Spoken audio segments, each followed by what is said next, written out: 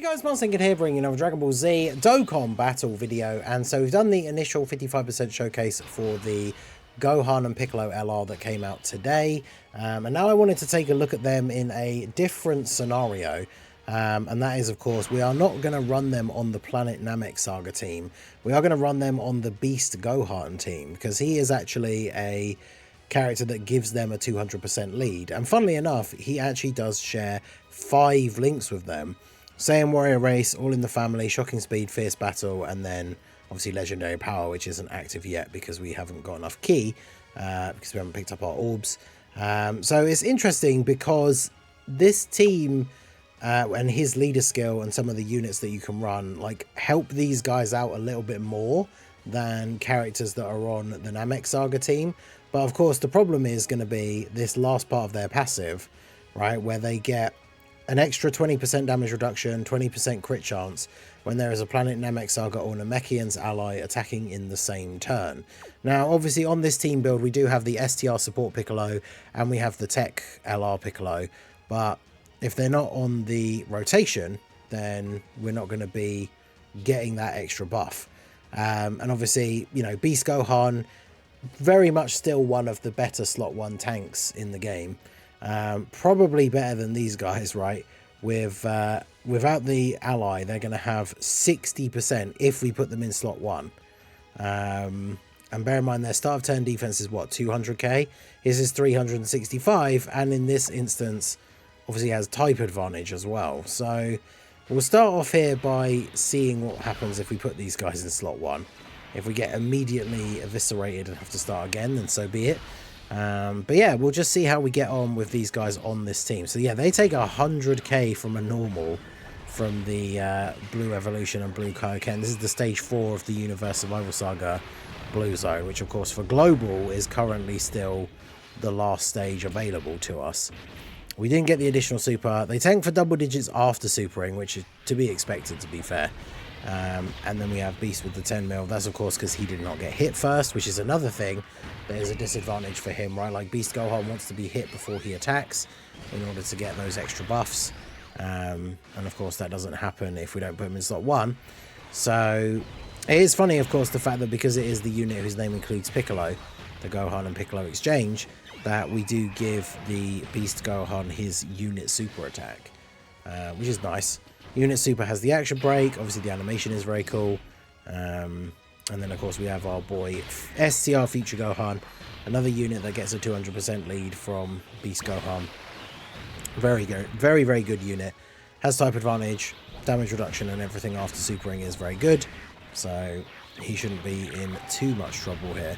But yeah, it's very weird for the Piccolo and Gohan unit, because we talked about it a little bit in the 55% showcase, but like the Namek Saga team doesn't really seem like the best team for them at the moment, because that team is, not only is that team not particularly great at the moment anyway, but there's also the fact that like a lot of the units on that team just don't share a lot of links with this Gohan and Piccolo, which is obviously not ideal. So of course, both the Piccolos are on this rotation, of course. So let's go for... I mean, I do want you to get some build-up. I also don't want you getting immediately super attacked in slot 1. So... I mean, they did super right at the end of the last turn, so I feel like that won't be the case. I mean, let's do this, I suppose. Because we want to get one of these other... We want to get a Namekian unit onto the same rotation as the Gohan and Piccolo, so we can actually get that secondary part of their passive active. 58k, okay. Obviously it's going to go down as he's getting hit. Oh, and then they do super basically straight away.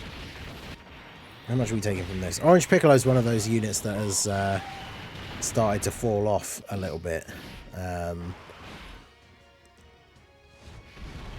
He, of course, had a little bit of a resurgence recently with the release of the physical Super Saiyan Trio from the Worldwide, because, of course, they buff everybody on the team around them so much, especially if you're running double leads. There's some of these units that were just starting to slip below that line of like being good enough defensively, get sort of pulled back up above it by that support, because, you know, if you're running double physical trio leads, it's 154% defense. Like if they're both on main rotation, on the 2 main rotations, it's like every turn after that, everyone's getting 154% extra defense, which is a significant amount. And so units like Piccolo are obviously able to kind of bounce back a little bit in the meta.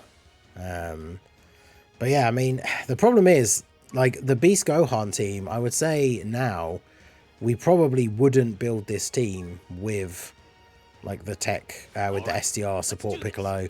For some of the harder events now, I think he's definitely not strong enough. We got the exact same starting rotation as we did last time. Interesting. Yeah, not quite strong enough. So let's see if we let's put Beast first this time. So we've still got our same 5 links active.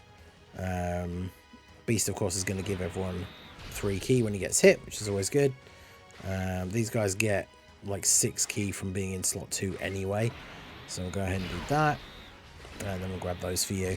So yeah, we'll see how we're doing in slot 2. We've got basically the exact same rotation. So Gohan and Piccolo start off at about 220k defense. And then, of course, they massively raise on Super, which is a 100%. And then by being in slot 2, they do get the... they don't get as much damage reduction. So, especially with no Namekian ally on the rotation, it means not in slot 1, they only have 30% damage reduction. So, it'll be interesting to see how well they actually tank here. Because obviously in the 55% showcase, I think we pretty much used them as a slot 1 unit throughout the entirety of the run. Because realistically, like in slot 2, they're not going to be looking anywhere near as strong defensively. So let's see what we get. So we got the 18 key super, 11.6. Yeah, my 55% Gohan and Piccolo is level 10 links now as well. I link leveled them after the initial summon stream, and then 128k from a normal. Oof, and then we get the level 5 dodge from the skill orb that I gave them. So yeah, I mean, you can see the huge difference when they don't have a Namekian ally on the rotation. That extra 20% damage reduction would have made a significant difference. And then, of course, obviously being in slot 1, they get the extra damage reduction as well. But it's kind of tricky to put them in slot 1 if they're not getting that extra bit of damage reduction as well. Because like 200k or 220k defense and 60% damage reduction, like them eating a slot 1 super from a lot of these bosses is just going to be absolute GG, which is, of course, not what we need. I can't get a super attack for Gamma 1, so we'll do that. Orange Piccolo obviously gets hit and then gives key, but I can't remember if these guys technically have an unarmed super attack or not.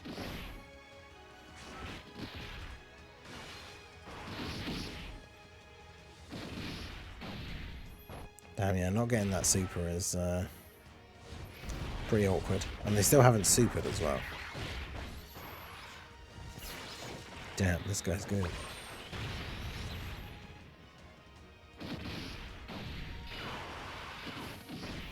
Okay, so Piccolo's taking double digits after supering. I'm not sure about STR Piccolo in this scenario. That's the thing, I'm still very surprised that the Part 2 LR wasn't a nail exchange into Piccolo. Like, you'd think with the design of Nail's EZA and the fact that they also decided, hey, let's make the Part 2 LR like a unit that exchanges into Piccolo. Why is the unit not Nail that exchanges into Piccolo? Because someone obviously designed, I mean, you know, not necessarily the same people designed the Nail EZA and the Part 2 LR, of course, but you would think there would be some sort of like cohesion there between the designs and everything of the celebration. So it's like, this is the Nail EZA, this is what he does. He ideally needs a Namekian ally, category ally, whose name includes Piccolo to get his full passive active. And so then somewhere along the way, the Part 2 LR was being designed, and it's like, yeah, the Part 2 LR is going to be a unit that exchanges into Piccolo. But rather than making it Nail so that the unit would be on the Namekian's category and therefore fulfill all of Nail's EZA passive, they decided to make it Kid Gohan instead, which means that the card, because of the way exchange units work, only has Kid Gohan links and categories. Obviously when they exchange, a couple of the links change, but the card doesn't gain extra categories or anything. It'd be kind of funny for that to, if it worked like that. I don't think any cards do that, but it'd be funny if it worked like that in the game, so that you could end up like losing the category that your leader is giving. So a unit transforms or exchanges and then all of a sudden isn't getting any stats or key. Funnily enough, that is something that's happened once in the past, right, with the Tech Super Saiyan 2 Vegeta that transforms into Martian Vegeta. Because Tech Super Saiyan 2 Vegeta is a super class character, and then when he transforms into Martian Vegeta, he becomes extreme. So if you run him on a team where he's under like a super class lead, once he transforms into Martian Vegeta, he doesn't get any leader skill from the leader. So, because yeah, like these guys, you could argue that once they exchange into Piccolo, the card should get the Namekian's category, but obviously, even if they only got it when they exchanged, if you then ran them on a team whose leader was Namekians, they wouldn't be getting a leader skill, like, pre the exchange. So, I don't know, I feel like this card, a lot of people, when I saw their details came out, like, I read their details, I thought they seemed interesting, I thought they seemed like they could be quite good, but I saw a few people saying that they seemed, like, crazy broken, like, really, really good. Like, I even saw at least one tweet saying that they're potentially, like, top 3. But yeah, I don't know. I can't say that I see that. Not necessarily just from like this team build, because as I've already said, right, like this team with the way it's built and like not having the Namekian ally and stuff like that accessible in every rotation and things, it's definitely not the absolute best setup for them. But I think at 55% especially, you need to put in a lot of work in order for them to be looking good, right? We talked about in the 55% showcase the fact that they really need to get additional supers so that you can get that stacking from their 12 key, because if you miss the proc from the main part of their passive, then they just don't get an additional, which means they don't get any stacking. And of course at 55%, unless you give them additional in the hidden potential, you can't get another one, right? Because obviously best case scenario, you get the one from their passive and the one from the hidden potential as well, and get 2 like 12 key supers in the turn. Now obviously early on, I suppose you could like deliberately go for the 12 key super just to get some stacks in, but they also are massively raising their defense on their 18 key super, so you get such a significant defense boost from their 18 key that there's probably going to be situations against tougher bosses, like if you deliberately go for their 12 key super and then you get maybe like 1 additional, you're still going to have been better off in terms of the defense for that turn to have actually just gotten the 18 key super. And this is where it gets awkward as well, because we now don't have the extra damage reduction from their intro because we've gone 3 turns. We do have a Namekian on the rotation now, so they've got 50% damage reduction, but that's it, right? So I guess we'll put you there. I mean, I don't know if the Piccolo at the end here can actually even survive the turn. But I was talking about it when reading their details. I think it was in the breakdown video from the other day. Did we talk about it in the 55% showcase? But it honestly feels like this unit, if you have one of them on the team, right? Because I don't think their leader skill is really good enough or relevant enough for them to be being run as a leader. If you've got one of these guys on the team, ideally you want them to be in on turn 2. Because if you're on low enough HP at the start of turn 4, they can transform. Whereas if they're on turn 1, they can't transform on turn 3. And then you have to wait till turn 5. And then here we are on turn 5, but we're not on low enough HP. Which then means their secondary exchange condition is just on turn 6. Which of course is the next turn, which they're not on. So it's a bit weird for them, like being on the actual first turn. Which sounds strange, because normally we want units to be out straight away. I mean, obviously when we're doing showcase scenario setups like this, we want them to be on the first turn so we can see them straight away and see as many turns of them as possible. But I definitely feel like these guys do not want to be on the first turn. Also, we are absolutely dead now, yeah, 325. They took 200k type neutral from this Vegeta, and that's considering that they have 50% damage reduction on that turn with a Namekian ally. So, yeah, I don't know. You guys let me know what you think, but this unit, it's really hard to place where they're going to be the best, because obviously the initial thought is, of course, the Namek Saga team. Because they get their full passive because you just need a Namek Saga ally or a Namekian. But even with the stuff that's come out in this celebration, the Namek Saga team is not exactly a top tier team. And one of the more fun things about getting these yellow coin LRs is kind of dropping them into other teams and seeing how well they can do. I mean, these guys having the Gohan categories, they're obviously on quite a lot of categories, but realistically you need to be running Namekian, which is pretty much just going to be Piccolo, right? Like, it says Namekian allies, but I mean, who else is there to run with them on teams apart from Nail on Namek, and he's a Namek Saga unit anyway. It's the other Piccolos. I mean, I guess we are getting the Demon King Piccolo EZA as part of this world tournament, but I don't think they actually share any teams, do they? I guess they'll be on Dragon Ball Seekers, but yeah, for these guys it seems a bit weird. They're certainly an interesting unit. I don't think they're terrible by any stretch, but I think finding a good solid home for them in the game at the moment is a bit weird.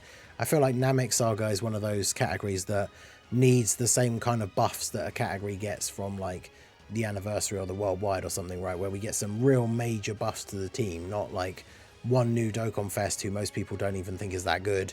The banner unit Kui isn't very good. The EZAs, like Nail can be okay in the right scenario. That Goku can be okay, like if the RNG's on your side. But then that's kind of it. Like, that's all the buffs that the Namek Saga got. So most of the characters are a bit too outdated at this point. So yeah, I'm not really sure. But, I mean, let me know what you think of these guys. Do you think you can make a good team build for them with Beast Gohan? I mean, Bond of Master and Disciple, you've got those few Piccolos that you can use. But in the most difficult content, they are starting to become a little bit outdated now. So I don't know. Let me know what you think of this guy and his use on other teams down below in the comment section. So that is going to be it for the video, guys. This has been the Masked Ningen. Smash that like button, subscribe to the channel if you are new. Check out the links down below, and I will see you all again soon. Have a good one.